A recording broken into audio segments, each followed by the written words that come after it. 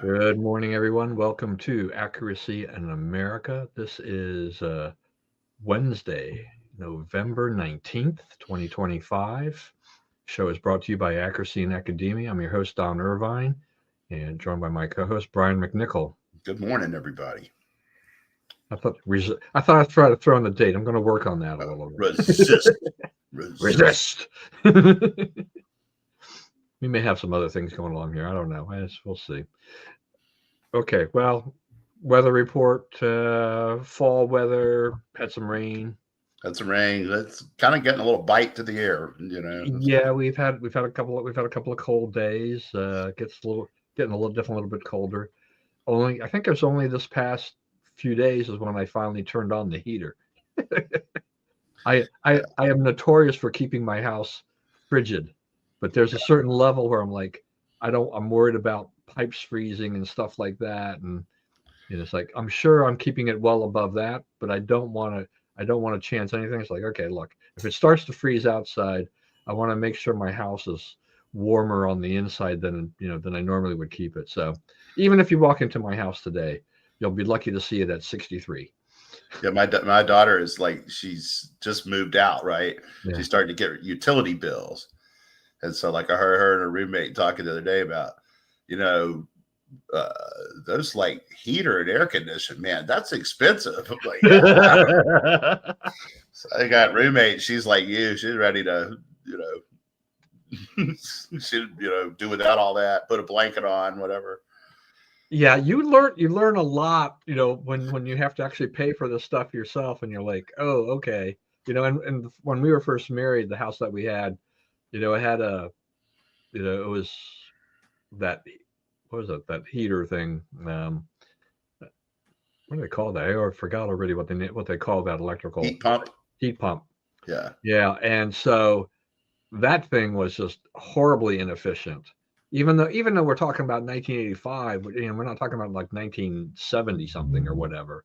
But it you could, because it's electric and you're just doing electric hot air and everything like this, you can never really get the house warm enough without spending gobs of money. Uh, Yeah. so it was nice to have a house that has gas heat and electricity for other things, and then we kind of go between the two depending upon the season, and we can control that a little bit better. And if I need to make it warmer because we've got company or whatever, we get too cold ourselves, but I don't have any problem running around the house, wearing something warmer. And since I'm prone to hot flashes, I can't be in a place that's overly warm or gets too stuffy. I'm like, I've got to start taking off the layers or whatever anyway. So, you Yeah. know, Like my car, it gets really stuffy, right? You turn on the heater or whatever. I try to avoid like run the heat in the car at the lowest possible level, and because it gets really hot fast, and there's right. nowhere you can't change the air. So I have a little moon roof or whatever. So I even dead of winter, I'll crack it a little and just let in a little air. It Yeah. drives Lori crazy. She don't like that at all. Yeah. My wife knows when things get too warm in the car if she's driving, when I start cracking open the passenger side window, because I'm like, it's too warm in here for me. You know, Yeah. so it's almost like the roles are reversed as to who's too hot, who's too cold, or whatever, and everything now. So, all right. Anyway, so we have the I guess the big, before, one last thing, it is National Play Monopoly Day. So I don't remember the last time I played Monopoly, but I played it a lot as a kid. Yeah, I did too. Probably We probably played lost it, a lot of pieces. put that game on the kitchen table and all the kids play. And yeah, my parents would play, and, especially my mom, more my mom than my dad, but with long games, my brother, he was just oddly talented at stuff like that. He would always win. And he like the game Risk, where you're taking the countries, he would always win that one, just kill us. And like he could play cards. I'm not any good at cards. It's like dominoes, all that kind of stuff. I can't count fast enough. But he could. He was very good at all that stuff. Yeah, I mean, it's kind of. I mean, people play board games, but I still think that, we lived in kind of the golden era of board games of, Yeah. Monopoly. You mentioned Risk. I played a lot of Sorry. Yep. Um, Played some you know, Sorry. Sorry was kind of the alternative to, like, okay, we want to do something quickly, we play Sorry. You want to spend, if you have more time, you can play Monopoly. Yeah. Or if you have more time, somewhere in between was like Clue. I loved Clue as a Yeah. kid. We had Clue. Yeah. We played cards. We played Bouret. You know what Bouret is? Nah. It's like 5-card draw spades, right? So when they deal the first round, they turn over one of the cards, and then whatever that card is, if it's a club, we're playing clubs that hand, right? Then you look at your cards, and you can give back 4 and get 4 new ones, and you're playing, and you're trying to, win more tricks than everybody else. And there's only 5 tricks, so it's pretty, it's tough competition.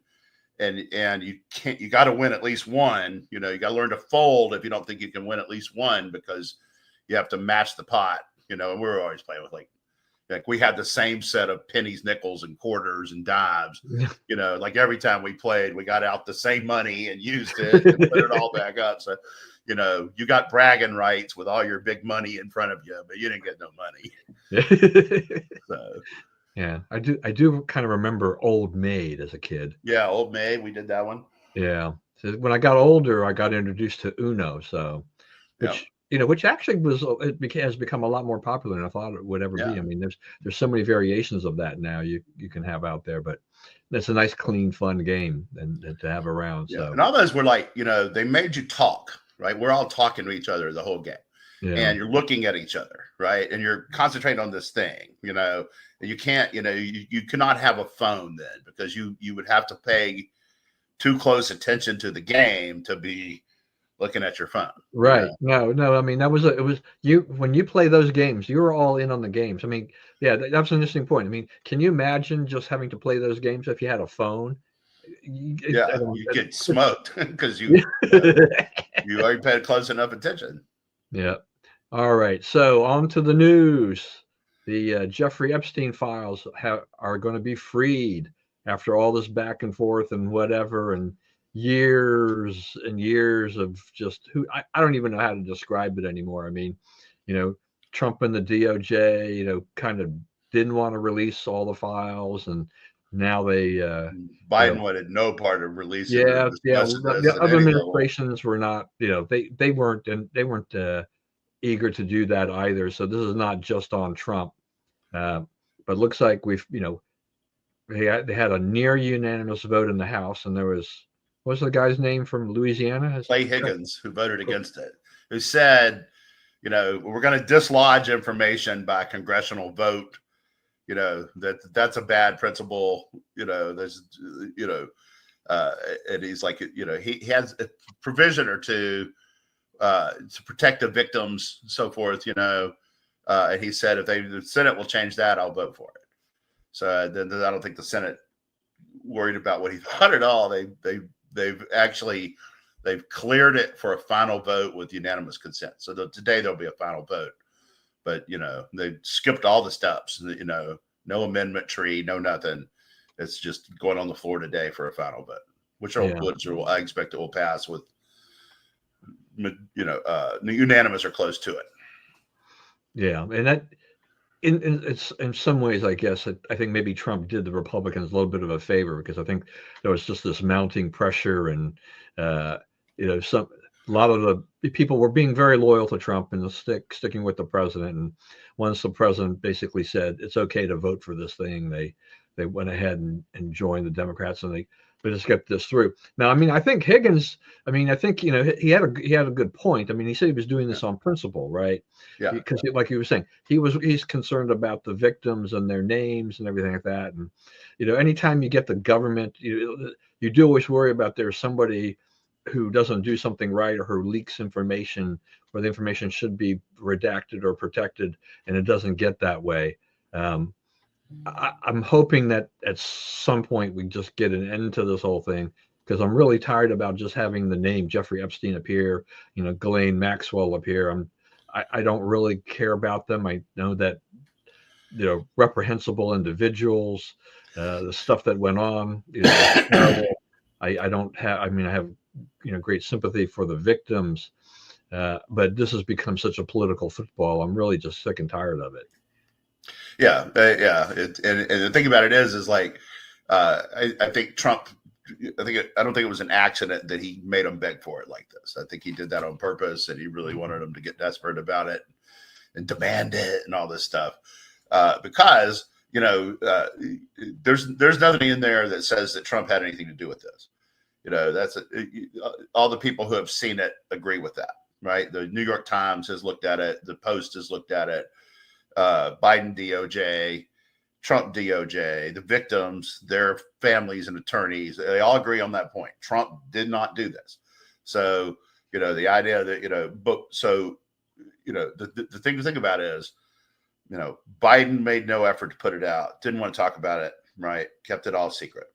Trump didn't want to put it out, right? So who's in there? What's in there that Biden and Trump would agree should not come out? So when you start thinking, okay, what's about to happen? Who are we about to out? That makes a big difference in the world. And there's been some speculation. Different people, some say it's Netanyahu, some say there's some other government leaders involved, and so forth. It's already taken down Larry Summers, Prince Andrew. So he definitely ensnared some important people in what he was doing, but Trump didn't kill him, and Trump didn't, he doesn't have anything to hide in this stuff, right? And they keep saying, well, he's mentioned in all these emails, 1,600 emails, or whatever it is. Okay, did Trump send or receive any of those emails? And the answer is no, right? He's not on those emails. These are people talking about Trump, discussing Trump. But Trump's not actually communicating with them or taking part in anything they do.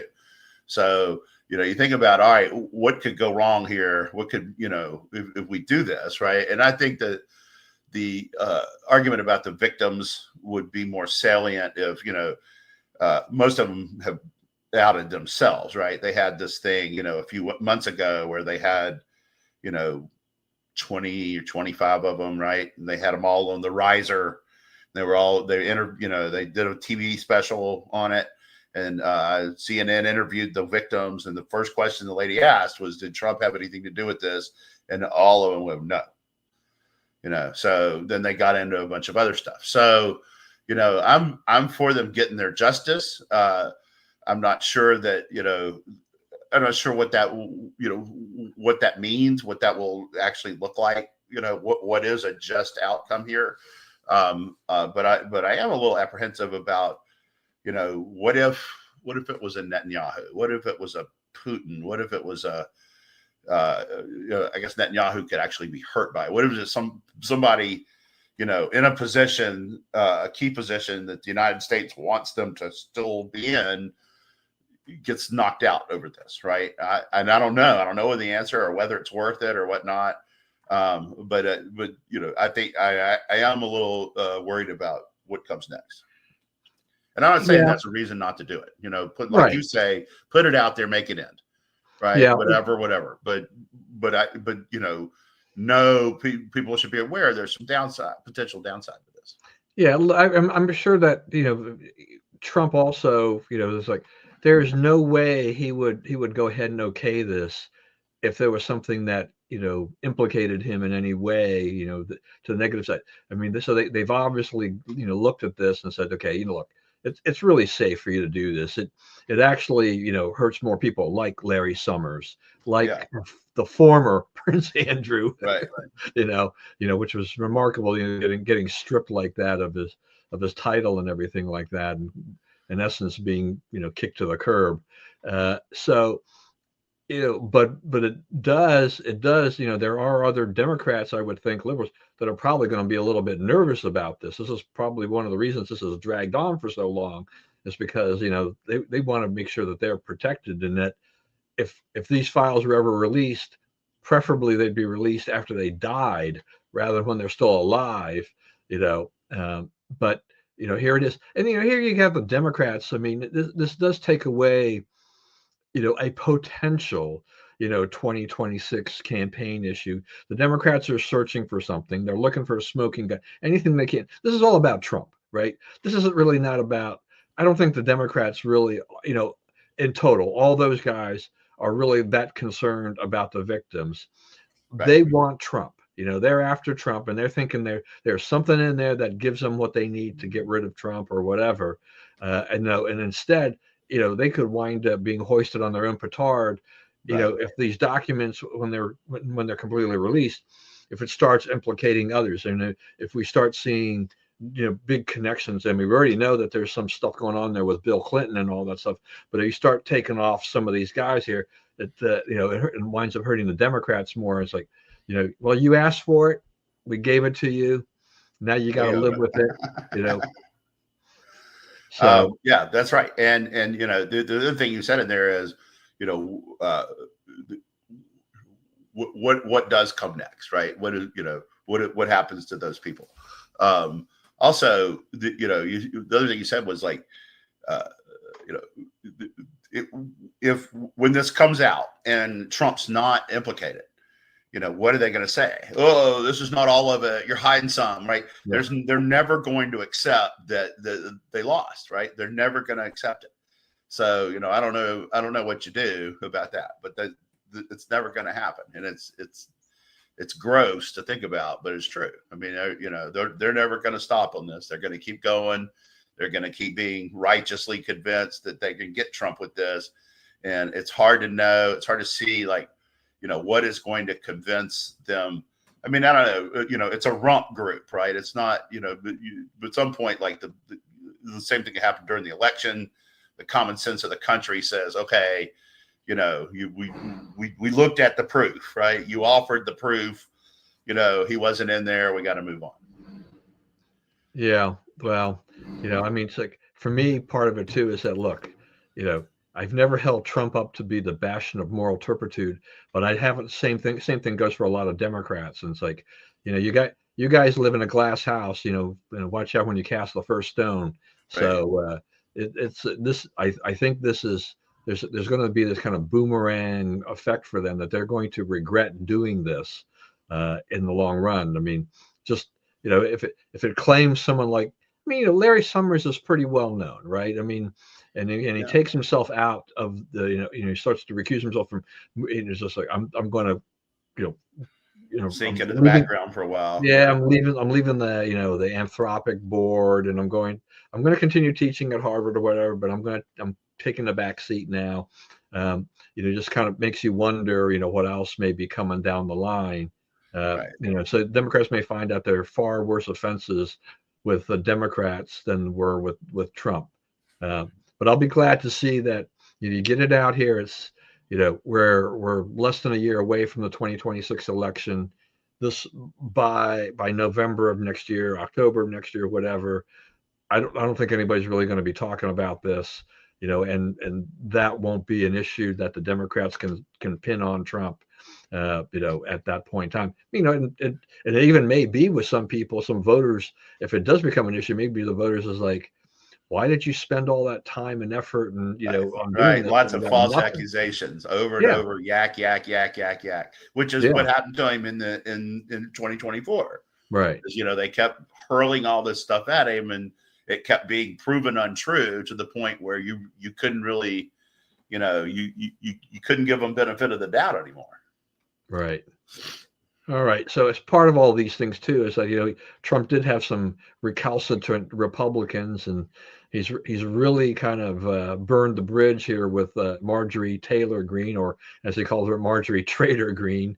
Okay. And look, I am not a big fan of Marjorie Taylor Greene. It's kind of like, I'm not a fan of Lauren Boebert, those kind of people.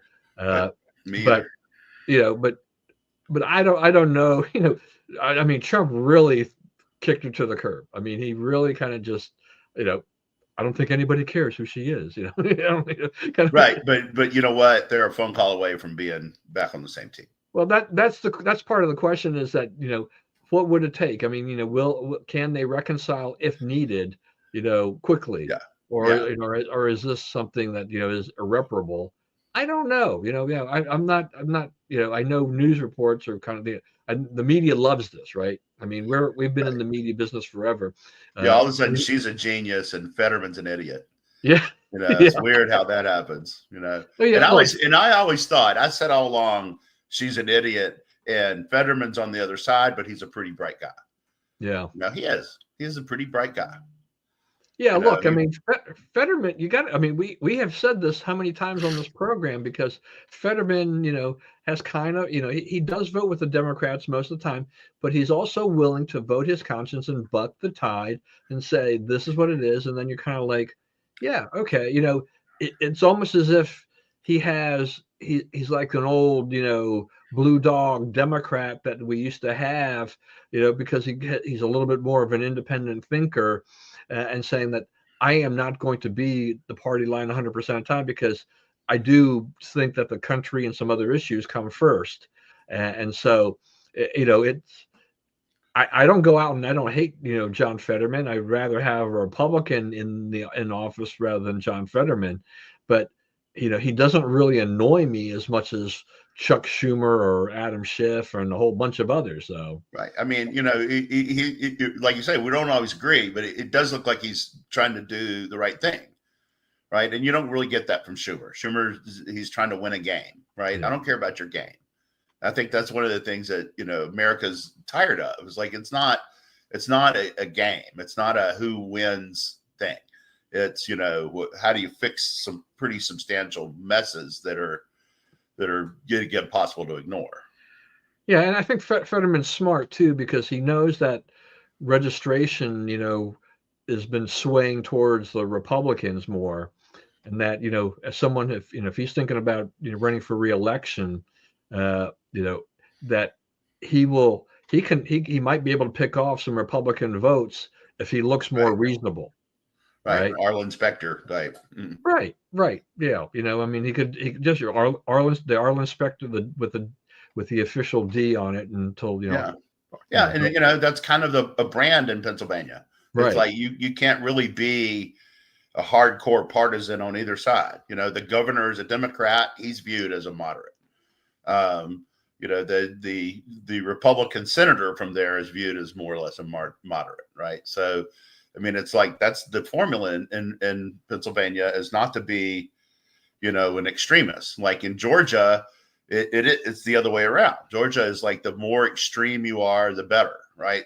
The Republicans in Congress are all hardcore, whatever they are.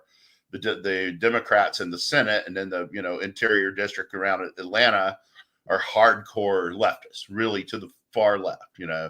So that's just like in Georgia, they don't want milquetoast, right? They want extreme, and in Pennsylvania, they want something that looks like them, whether it's in their party or not.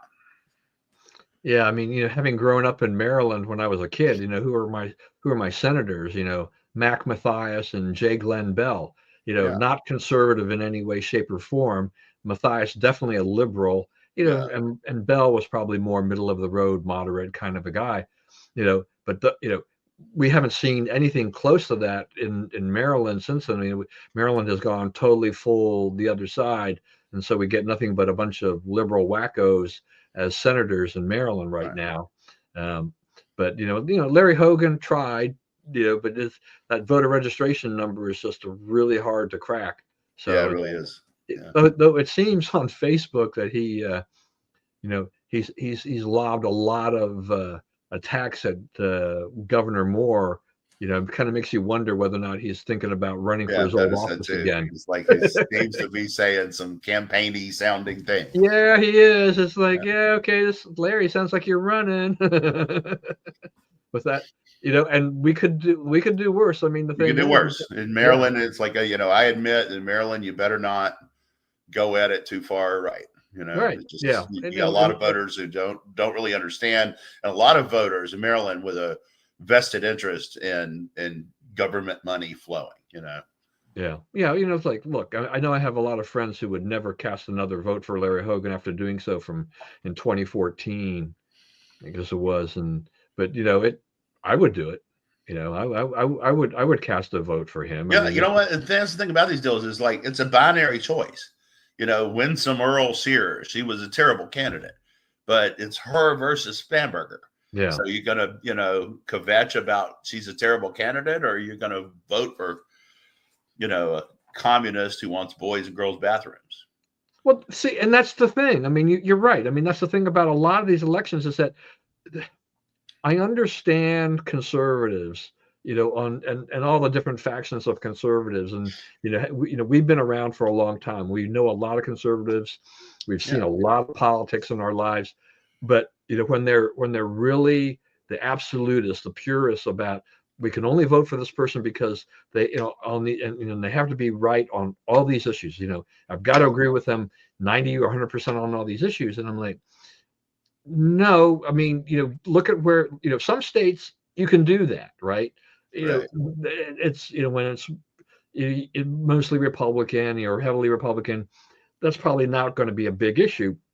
But you get into places like Maryland or Pennsylvania or whatever, you can't really do that. They're going to have to compromise and say, look, it is a binary choice. It's like, do you take the Republican because what you get is that you get a Republican vote. It's closer. It's closer to what you want than the other guy. Yeah, I mean, look, the Democrat is basically never going to vote with Republicans for anything. But at least a Republican, even if you don't like him and you don't agree with him on the issues, he or she is probably going to vote with Republicans most of the time, which is actually going to be almost 100% better than the Democrat was. So think about that, and people don't, we've talked, I think before, about the Supreme Court issues. We need to make sure we get senators in there to make sure we get Supreme Court, nomination confirmations, and all of these different things going on here. There's so many different things that go on with elections and candidates. So think about the bigger picture. What do you want to do? Or are you just willing to die on the hill like this? If my Republican candidate isn't pro-life, I am not going to vote for him. It's like, well, then you're costing the Republicans a chance to do some other things. And I am, and I am with you, but well, but see, that like you bring up pro-life, it comes to a point though when you do that, it's like, what am I willing to compromise on? It's like you say, okay, you have to check these 12 boxes or I'm not voting for you, right?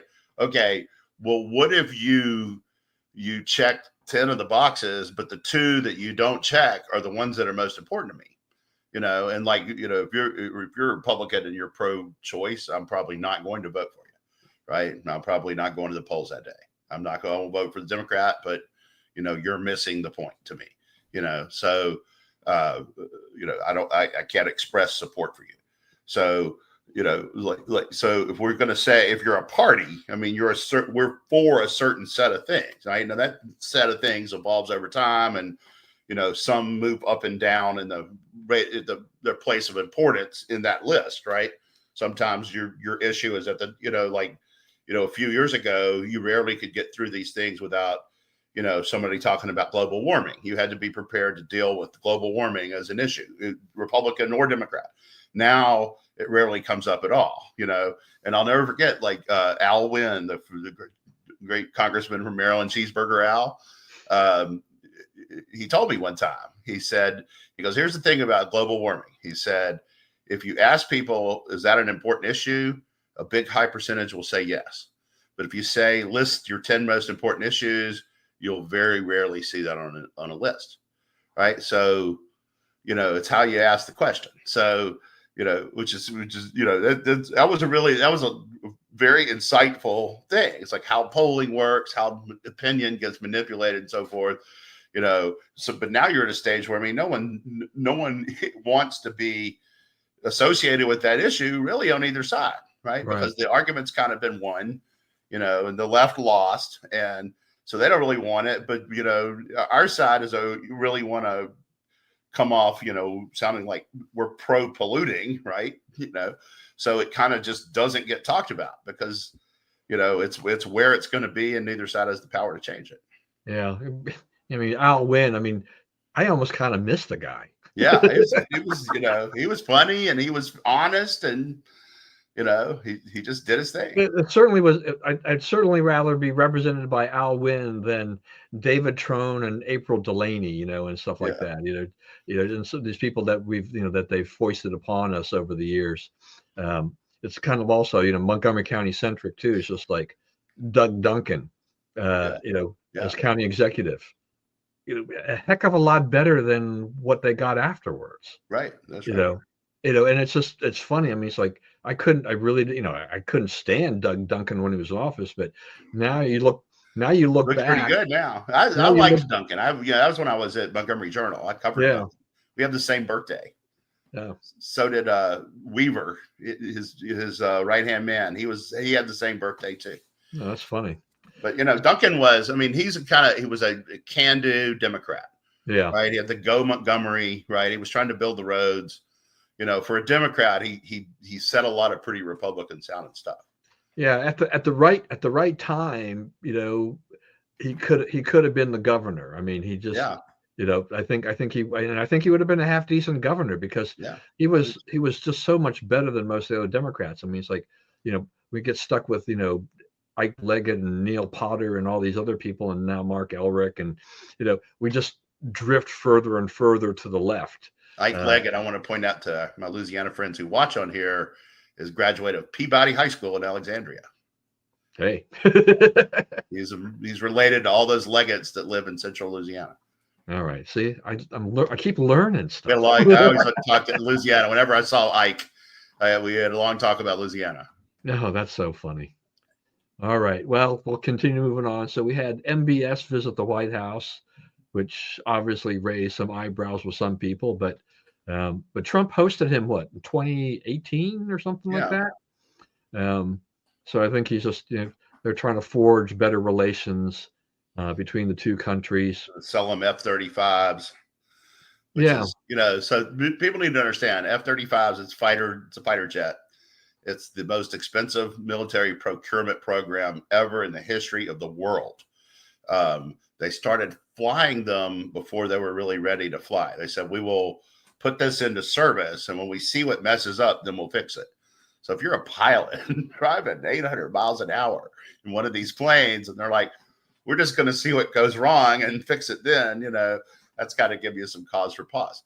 So the objective of F-35s was interoperability. We were going to build one plane that the Marines, the Navy, the Air Force, and the Army could all use. Well, not the Army, but the rest. So then they started trying to do it. The Air Force wanted it to be fast. The Navy wanted it to be to have range. The Marines wanted it to be like those Harrier jets where it could go up and down without any takeoff, because they land in some places where there's no runway. So by the time they get around to building the plane, you're really building three different planes. You said you were going to build one that's interoperable with all the others, but you're really building three. And then there was a lot of technical stuff that went wrong as they moved up the ladder and so forth. But the objective of those planes is, if we're in a war and we've sold these to our allies, we can all talk and communicate and fight together, against the enemy, right? Because we all have these planes that can work together. So when you're selling people F-35s, you're saying, we think in any future war that we can kind of imagine, we're either not going to both be fighting it, or if we are both fighting it, we're fighting on the same side. And so, most of the people we've sold them to, that's been a pretty safe assumption. Now you're starting to get into some trickier people like Turkey and now Saudi Arabia, where, there's people who doubt whether the Saudis are reliable allies. I have, my opinion is that they kind of are. They sort of do what they say. You may not like it, but that they're sort of reliable. So, you say, well, okay, you're signing up, the people who killed Jamal Khashoggi, right? You're now partners with them. Jamal Khashoggi was, working to undermine the government, right? I'm not justifying what they did, but, they saw him as a strategic enemy and not as, a human rights crusader.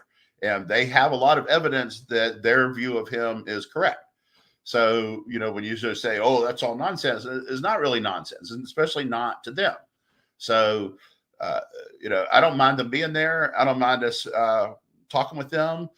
They're saying all the right things about expanding Abraham Accords, about, stabilizing the Middle East in a way that it has not been stable in our lifetimes, really. So, I'm anxious to see what kind of, you got a rare instance where you have sort of a deal maker in the U.S.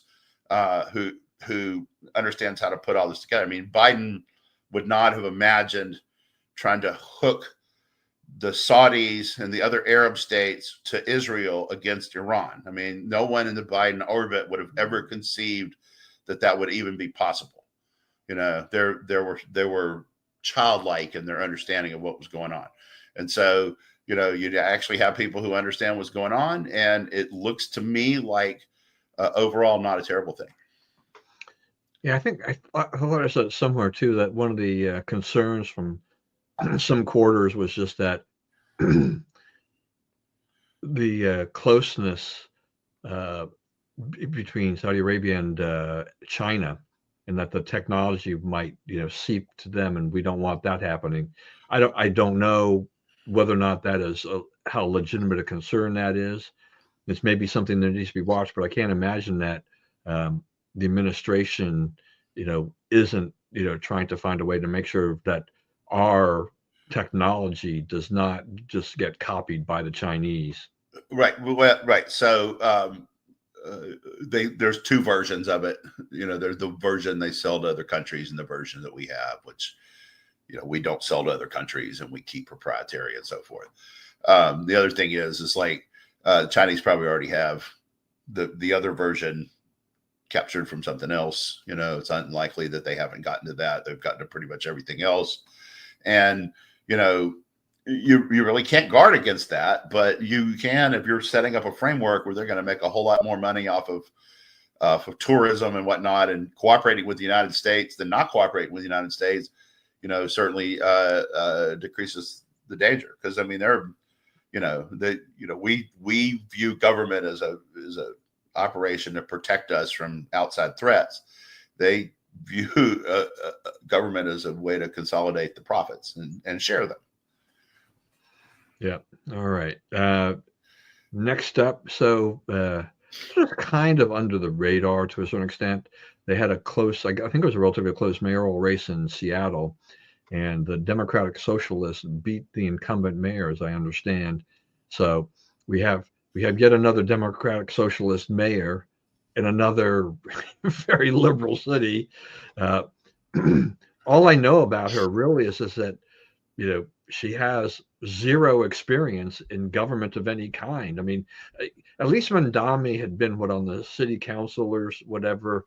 He'd been a politician already to an extent, but this Katie Wilson really hasn't. So, she's like 37, right? Yeah, she's pretty young and everything like this. It's like, okay, it's like I don't know if I'm from Seattle and I'm a Republican or conservative. I'm like, I don't know. Is she going to be, looking to Mandami and say, oh, come on, and then give me some advice here. Tell me what I got to do. Where am I going to find my staff? Well, I think that like H.L. Mencken, great Marylander, once said, people deserve the government to get the government they voted for good and hard. So I think that's about what is going to happen to Seattle. Like these, if you go there now, I mean, last time I was there, I haven't been there probably 6 or 7 years, but the last time I was there, massive amounts of homelessness, all that down, all that like what they call SoDo, south of downtown, where the stadiums are, is homeless tents, all that kind of stuff downtown, like where the Pike Place is and all that stuff, the Starbucks headquarters. There's all kinds of like bums and stuff there. Massive poverty. The schools are terrible. The infrastructure is not able to meet it. They're deviant. They say defining down deviancy. Deviancy is defining down Seattle, right? It's to the point where the deviancy is the city. So, maybe that works. Maybe that you can run successful American cities like that, but I don't think so. So, it's like, it reminds me of Ricky Sanders when he played for the Redskins and they would start going bad. He would say, we've hit rock bottom. And the next week they'd lose and we've really hit rock bottom. And, I remember Kornheiser used to joke about the various geodesic layers of rock bottom, and I think that's where Seattle's going. They're going to go find out what's really rock bottom. And I think New York is in the same. New York is so big that, like it's hard to move it too much. So, even if you had like Trump became mayor of New York, it's not clear how much he could do to fix it, right? I mean, you would get momentum toward fixing it rather than momentum toward making it much worse, which is what you have now. But that ship of state is kind of hard to turn around. It kind of is what it is. But that's not the case with Seattle. Seattle's smaller and movable, so they can descend into whatever they descend into, and they get tired of it. Hopefully, they'll do something about it. Beautiful city. It's too bad. Yeah, you bring up an interesting point though, because I mean, when I traveled, I used to travel a lot. I'd wind up in various cities where they were going to locate stadiums in the downtown area to try to revive them, and so it's been a number of years. And I remember the whole issue about building the new stadium, and I was in the. I can't remember. I had to go down to that other part of town for some reason, and I think maybe just to go to an Office Depot to go get some boxes or something like that. But I'm like, and then now I'm looking like they're going to put a stadium here, and I kind of felt like that when I was in Denver, and I don't know whether or not you have any insight or you've watched this develop, in any of these cities around the country, but I guess this, the stadiums work in the sense that, I mean, they built them and teams play there. I don't know how much revival they get in the economic long run. Engines. Yeah. So, versus say like crime and the other things that have will, because you have to kind of clear out some stuff, but how do you keep it from coming back? Yeah. I worked with Eli Lear at Heritage, and do you know him? Oh yeah. R Street. Yeah. So we used to have this discussion all the time. And Eli was totally against 1 penny of public financing for stadiums. And I'm like, okay, so if you look at what happened with Baltimore, Camden Yards was sort of a late comer to the revitalization effort of downtown Baltimore. The Inner Harbor was first, the stuff there on the front, the hotels and whatnot were first, right? And it was sort of wedged between them. It helps some, doesn't help a ton, but it does help some that they're there. Nats Park is undeniable, massive plus for the community it's in, right? All those apartments and restaurants and stuff that's built up there is really impressive. Like Philadelphia, Atlanta, the stadiums are kind of on islands. So there's these, the company Live Entertainment, which is there, everything from porno to kids basketball tournaments, right? They set up these like, they're almost like tent cities of restaurants and amenities right around the state. Like in Philly, it's like on the parking lot. There's, in Philly, there's the 2 stadiums and a massive parking lot that's big enough for both of them. And, and basketball. In Philly, they have all 3 on the same lot. And so this thing is open most of the year, serving the various sports teams, and so forth. But some places like, San Francisco, it didn't work. Seattle, it didn't work.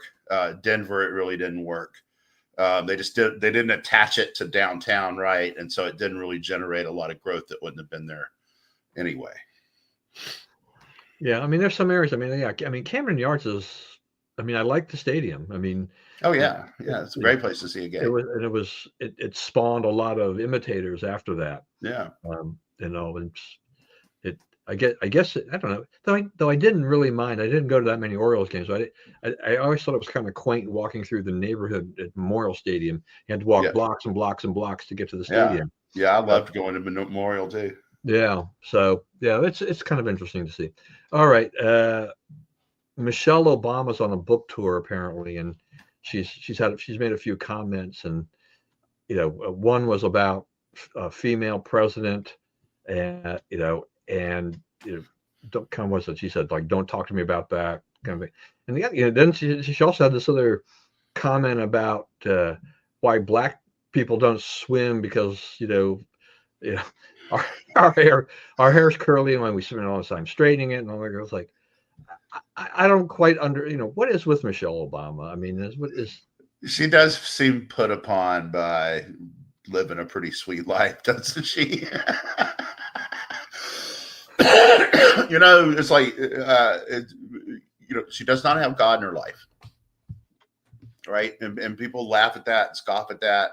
But if you don't, then it's hard to be happy, right? And she there's no material need that she has that's not met. They're worth millions of dollars. They have several beautiful homes and all that stuff. So it's she lives a life that most of the world would trade for, but it doesn't make her happy. Why does it make her happy? Why you have a family, you have all this stuff, you can travel anywhere you want to go, you never worked a day in your life. Why can't you be happy, right? And it's like, I don't know. As for female president, yeah, as soon as there's a decent candidate, we'll elect them. I promise you, it's a big advantage to you if you're a decent candidate. It doesn't work against you; it works for you, right? We're ready to trust a woman. We find one we can trust. Is that you got to admit, right, that you tried it twice with terrible candidates, right? And terrible candidates. So when you say, why can't a woman win? It's like, you haven't run a decent candidate yet. You really haven't. Yeah, I mean, it's kind of like I don't know. I mean, if you're a woman and you've been a Democrat and you hear her say that, are you trying to say that just like you said, it's like, well, what she's trying to say is, in essence, really is that we can't win unless we run a reasonable, a good candidate, or is she just discouraging women from running for a while because they've done so poorly? Yeah. And there's nothing, I mean, what did they put $1.5 billion behind Kamala? So it's not like people didn't try to make it work. And there was even, there was tons of money behind Hillary, right? She had like 12-1 money on Trump. And when they ran against each other, and he'd never, like you say, he'd never had held public office before. She had all the experience advantage and so forth, but she didn't work hard, and she didn't connect, right? And it's the same thing with Harris. She didn't work hard. She didn't, she was sitting over the vice president's residence till 4 or 5 o'clock in the afternoon. In a lot of those 109 days or 107 days or what it was, you can't come out of your house at 4 or 5 o'clock in the afternoon if you're running for president, right? You get up early in the morning, you go hit morning news shows, get on a plane and go rally and go to another rally and another rally and hit something at night. That's what being a candidate for president is, right? It's hard work. People don't realize like the schedule. Like I worked for Tom Davis.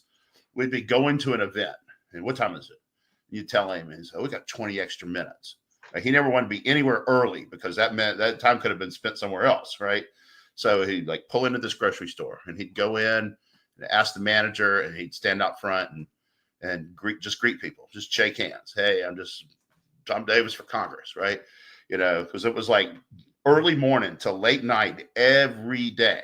If you want to be in politics, get ready for that schedule because you ran for office, right? It's all encompassing. It's all you do for those few months, right? Morning, noon, and night. And if you're not ready to do that, don't get into that game because all the people who are successful at it do that. Right. The days of Republican congressmen in Virginia. yeah, may soon be gone because they're going to redistrict and they're going to go after the three or four are left. And I think Kiggins in Virginia too is probably in trouble anyway. It's things just as it goes along, it does change. So it seems that President Trump, has gotten a little more serious about affordability after the elections in Virginia and New Jersey. And I mean, things really aren't terrible. except that they're not, I mean, he made some pretty audacious promises during the campaign about how he was going to cut energy prices and all of these things, which, he had limited ability to do certain things with that. And then you just kind of you do reach a point where, things are only going to go so low for multiple, reasons and everything like this. Um, I think that, you know, I think that they're losing the message a little bit. I mean, the Democrats are, what their message on affordability really is: try socialism, Right. right? Right. Which You know, never worked before, but right, yeah, right. And I mean, really, I mean, talk about the fact that it's like, okay, maybe inflation is not as low as the 1.7 when I left office before the first time around, but it averaged 5.1% during the Biden years, and it's 2.8, 3%, depending upon what figures you look at. President said 2.7 the other day. Yeah, I mean, and we don't really have any government. We haven't had any government figures because of the shutdown. So, but it's somewhere in that neighborhood, give or take. Yeah. So it's still better than it was under Biden. So Right. things in that sense, okay. Look, yes, prices are still increasing a little bit, but they're not going crazy mostly, and so they're still more affordable now. There's so many different factors into whatever you were, but I love how he brought these people. He kind of had like McDonald's summit, and he's praising McDonald's for the value meals. It's like, I don't know if that means people are going to flock to McDonald's for the $5 and $8 meals, but but they, the Republicans, if they can sort this out, if they can make it clear that things are much more affordable now than they were under Biden, they Right. can win this thing, right? Because right now their message, I don't hear their message very good, loud and clear about exactly what are they doing on this. Well, Bessent said that under Biden, the average household, you lost $3,000 a year, and now he said that we've already brought back 1,300 of the 3,000. So we're not even Steven yet, but because it's the price of Oreos is not going back to 28 cents a pack, right? It's going to stay whatever it is, right? Now, what you're trying to do is keep it from going up as fast as it was going up before, right? You're not really, things like energy, the price can go down, right? We can really see, and it is. You can see the gas pumps are going down. Notably, the price of diesel is going down, which diesel and home heating oil are basically the same thing. So, home heating oil will not be a huge price problem for the administration this winter. And food, eggs are way down, bread is way down, pork is way down, beef is not, so there's some hit and miss, there's some work to be done. But what's happening is it is trending in that direction. It's not trending back towards, the inflationary spiral of the Biden administration.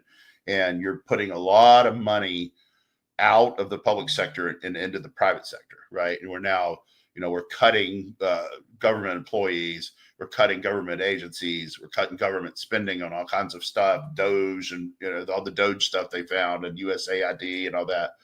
And, we're replacing it with, I guess the Saudis, one of the things he said is that the Saudis are plan to invest $1 trillion in the U.S. in the next 5 years. So that's $200 billion a year, and or 11 trillion. It was 1 trillion, and somebody said their GDP of the country is 1.1 trillion, but they have this huge sovereign wealth fund, right? That they're gonna, they make all this money and they put it in this fund and they invest it, and they're betting on, that's part of their thing here, is they're betting on that investment being in the U.S.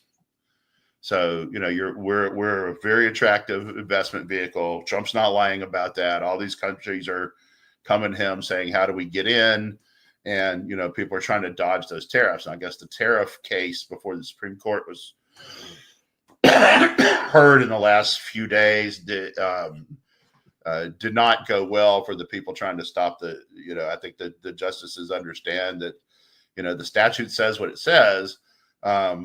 the question is it constitutional for Congress to have ceded that power to the president, right? The plain language of the statute says that Trump can do what he's doing.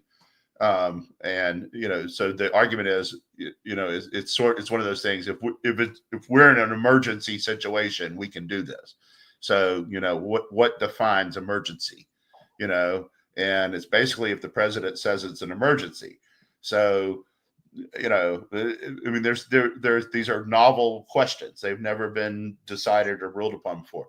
So it'll be interesting to see. But if they rule that the tariffs that Trump established are unconstitutional, that is a extinction level threat to the economy. So I think that they will. I think that when the Supremes look at the numbers and so forth, they will side with Trump on this. Yeah, well, I don't know which way they'll go, and I'll just kind of wait and see. I'm going to have a wait and see attitude on how that all kind of shakes out. The tariffs have had some impact, negative impact, but they've had other positive impacts as well, or just kind of neutral effects where things have, the costs have been absorbed by, all the people along the line there, and didn't really make it fully all the way to the consumer. So right, it's not a tax, and you don't.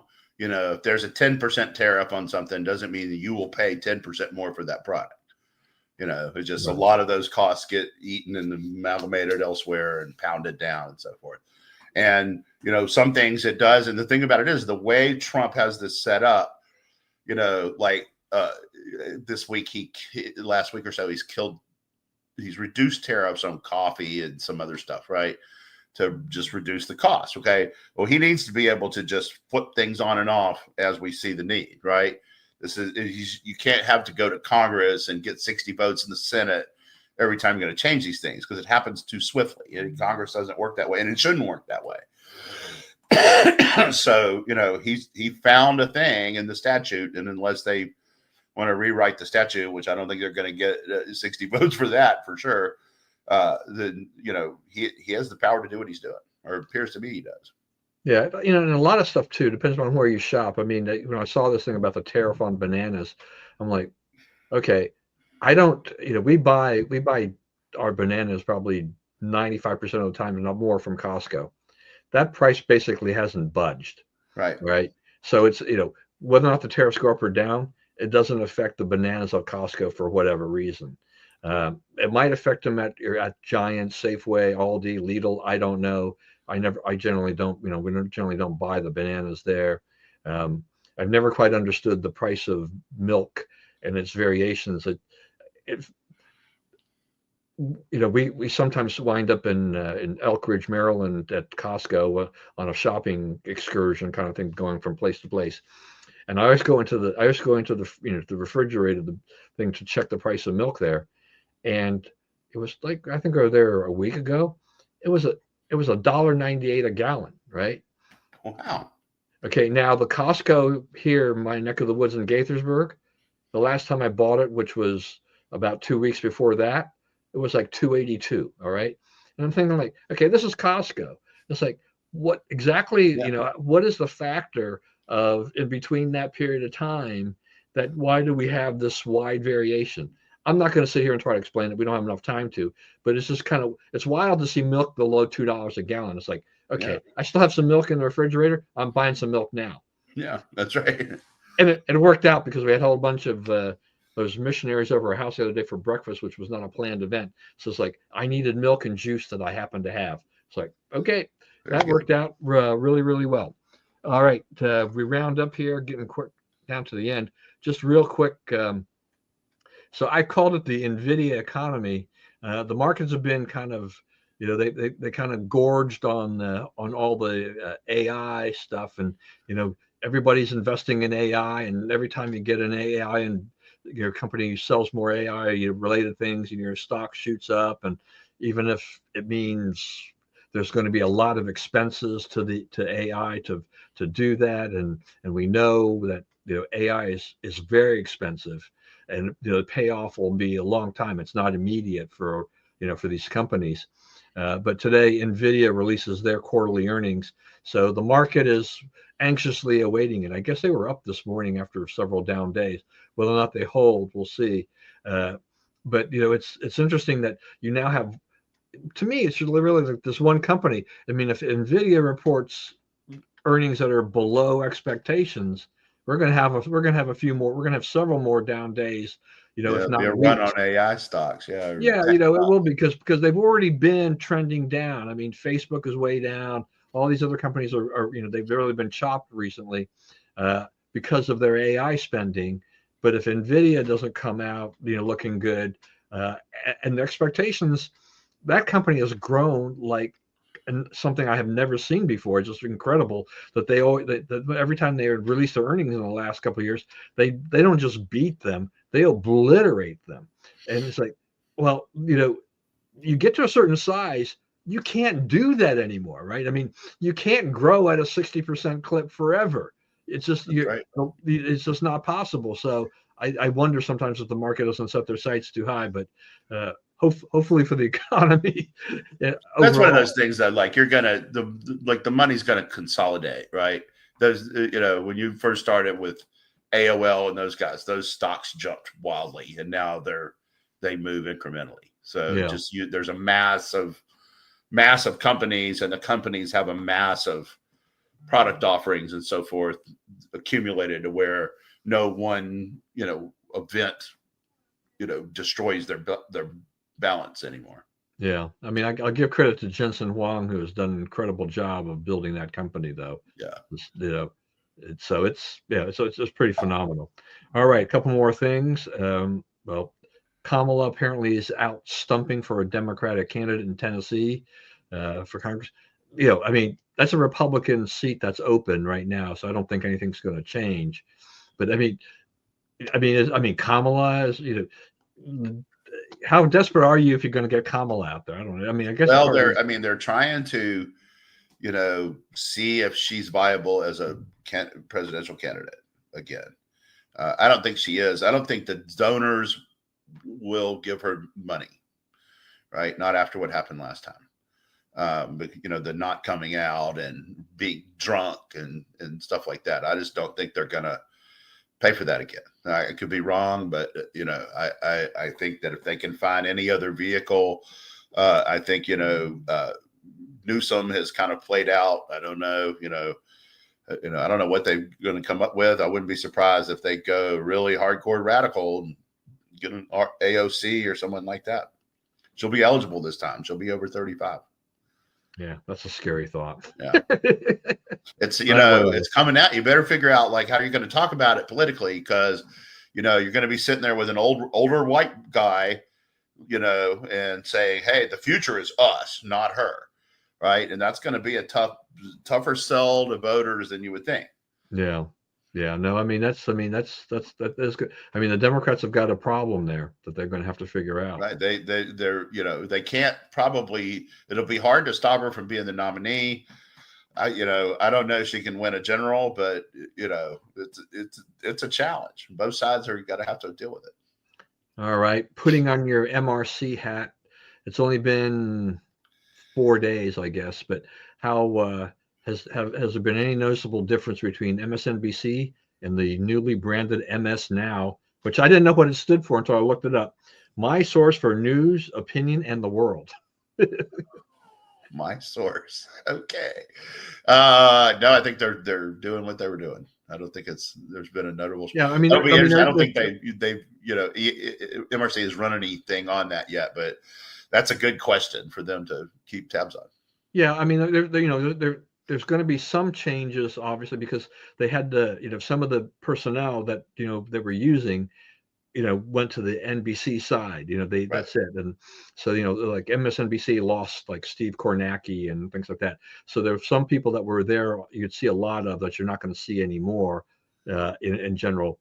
But I don't know how MS Now goes as an independent entity. Cable news.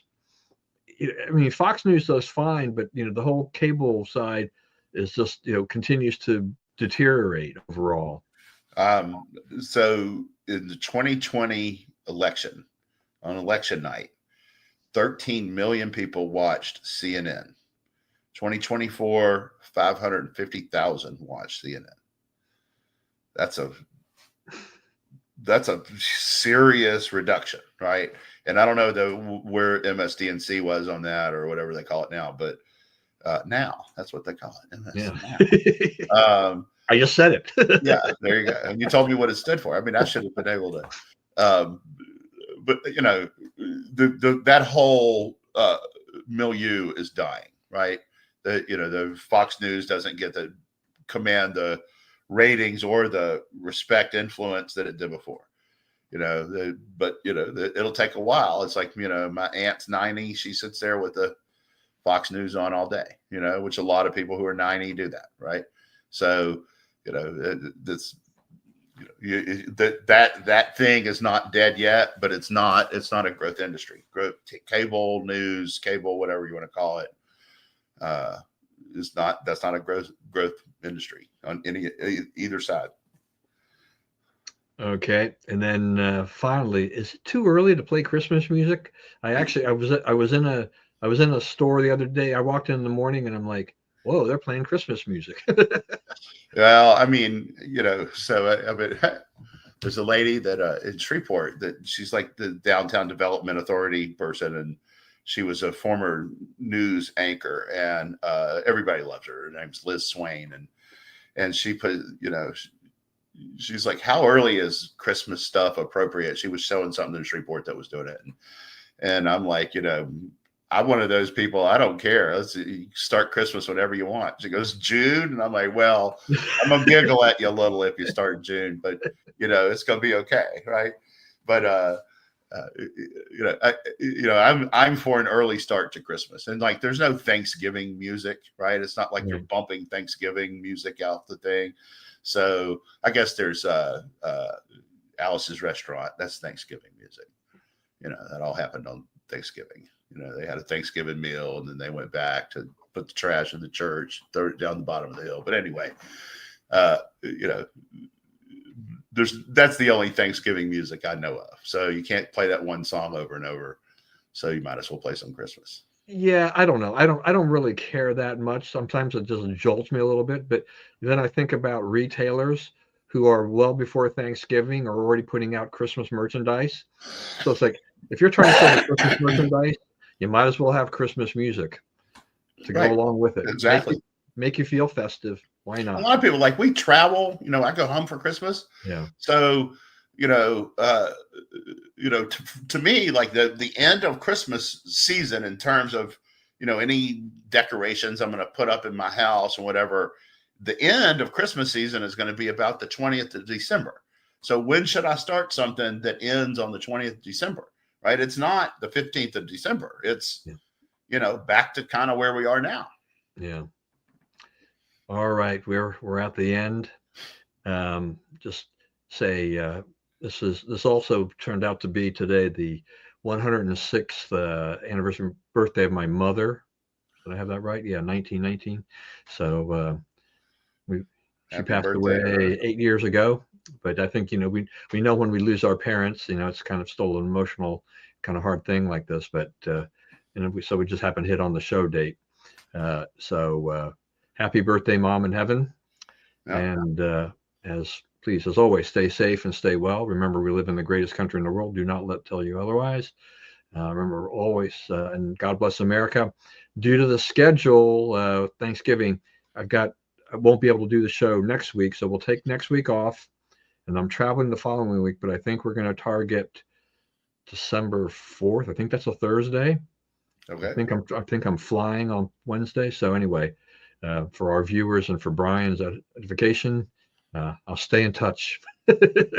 All right, everybody. See you. Thanks for joining us today.